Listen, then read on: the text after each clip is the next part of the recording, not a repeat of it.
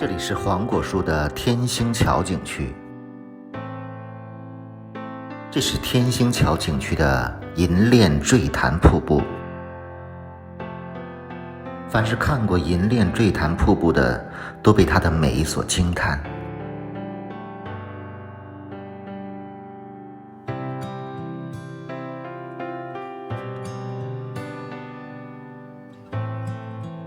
现在跟着我一起徒步，深度游览一下这个天星桥。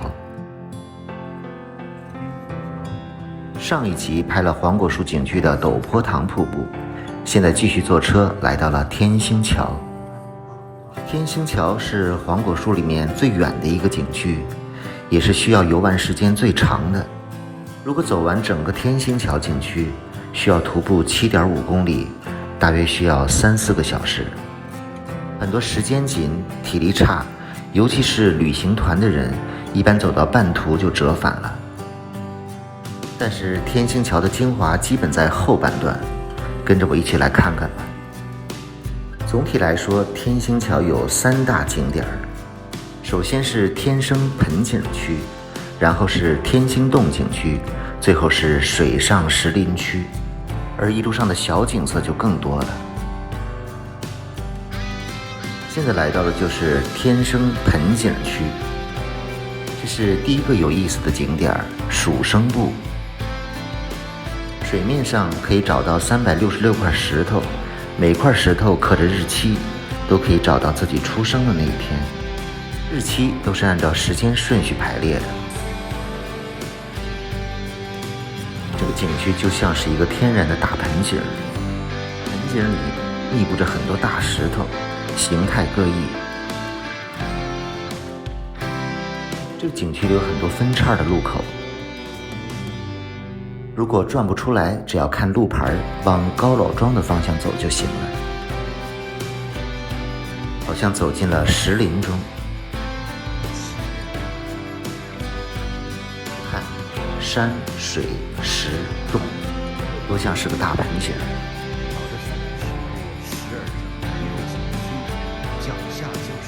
据说这里的水面高度是恒定的，不会淹没那些蜀生石。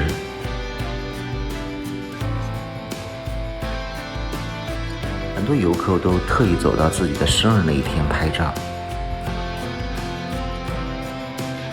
往前走的路很多都是左右2条不同的道路，是不同的风景。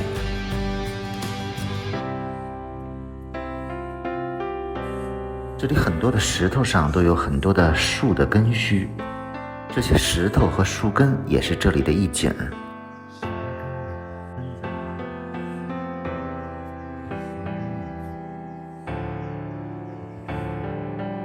这些都是有生命力的树根。这是一棵形似美女的榕树，美女榕。看一看，是美女的腿吗？完全看不出来，很容易迷路啊。在这个地方有点容易迷路，因为小路太多。如果找不到方向，问下这里的当地人，往高老庄方向走就行。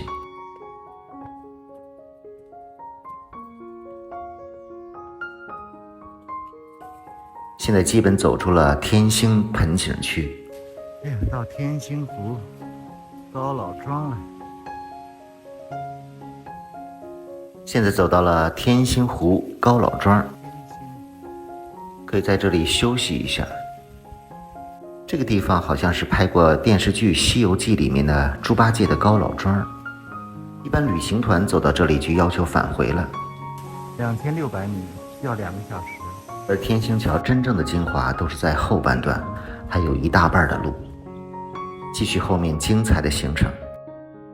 现在离开了天星湖，天然生成的一个洞桥。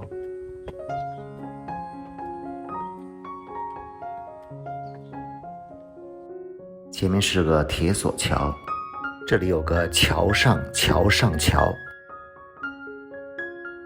桥下是个很美的峡谷。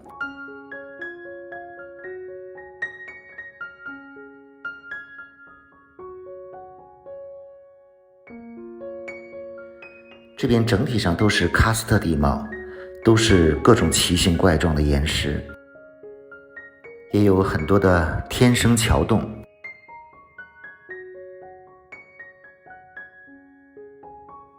这些石头石洞看上去好像是假的一样。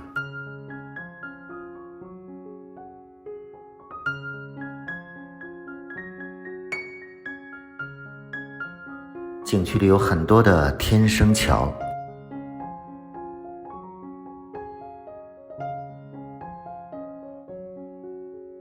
还有很多暗河和溶洞。天星洞。现在来到了天星桥的第二个大景点，这是天星洞。洞口看着平淡无奇，以为就是个小洞。这个洞口边上还有一条路，所以很多人可能会忽略这个洞，走旁边的路了。我上次来就忽略了这个天星洞，因为洞口很小，不太引人注目。一起去洞里看一看。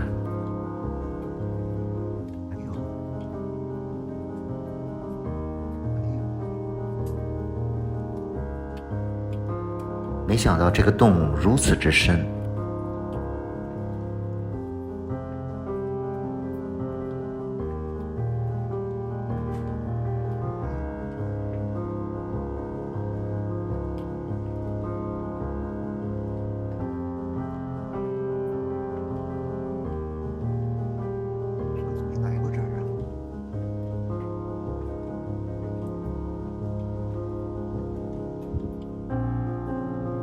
哇，这么大呀！呀，上次也没来过，我以为就是小洞呢。哇，这么大的！原来这里是一个巨大的溶洞。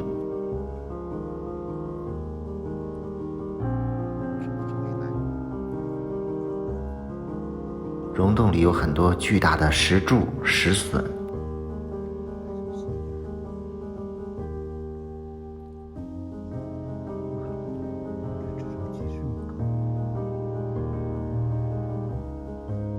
有很多被命名的钟乳石，苗寨梯田、荷塘、冰山雪原、万里长城。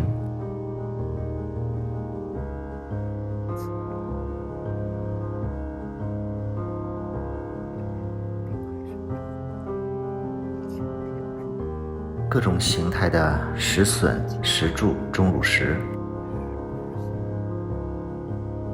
洞里的水面上有个八仙过海。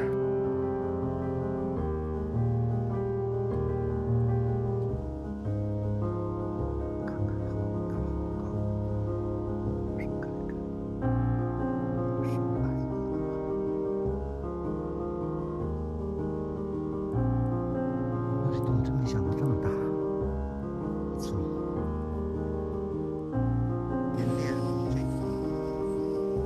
天星洞里面不走回头路，从另一个出口出来，往前走就进入了水上石林区。如果不进天星洞，旁边有一条路也通向这里。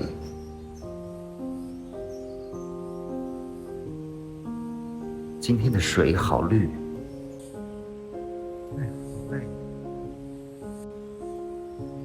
沿途有很多巨大的榕树，这里的榕树很多都是黄葛榕树。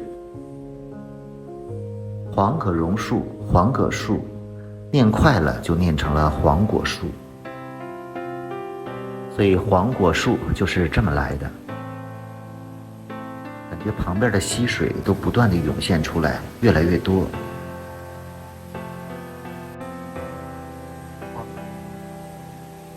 这棵就是黄葛榕树，非常巨大。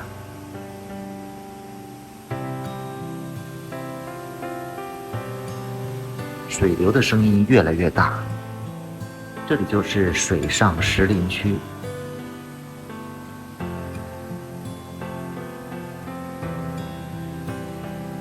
前面就要到天星桥里最漂亮的地方了——银链坠潭瀑布。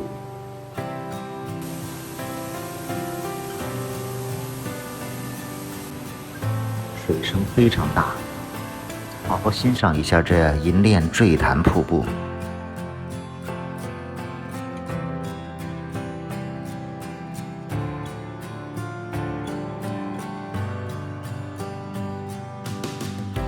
流水在石头上激起白色的浪花儿。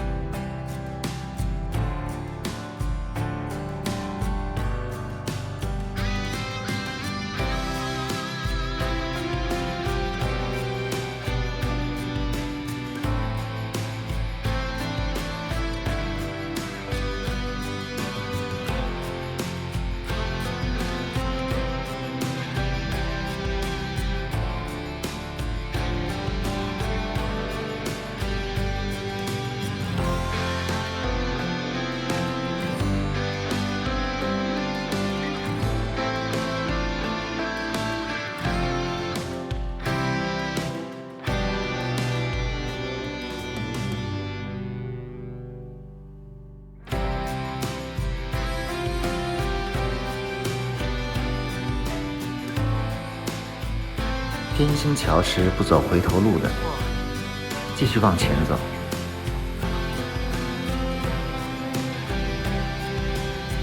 前面这个是飞瀑桥，从桥上过去就是河的另一端了。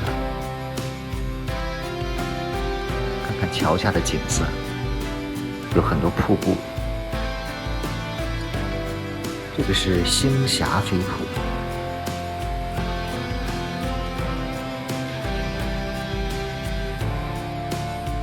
在飞瀑桥的周边有很多很美的小景点，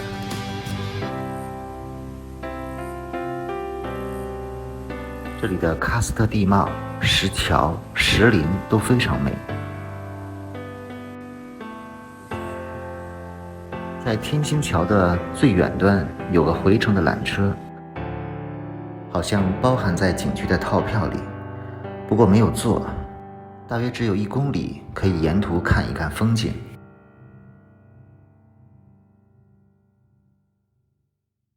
现在走到了景区车的接驳处，从这里坐车返回到天星桥的入口。不过从接驳车的下车处走回出口还有大概1公里，估计这1公里的设计可能是为了分流游客吧。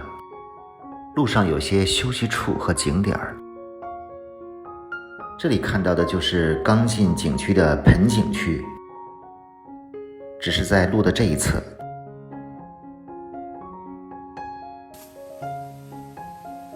整个天星桥景区走下来大概3个多小时，不过这一路的景色还是非常丰富的，有盆景，有溶洞，尤其是水上石林那边的银链坠潭瀑布。前面终于走回了天星桥的入口，接下来坐车去黄果树大瀑布。希望下一个景点来，请继续期待下一集黄果树大瀑布。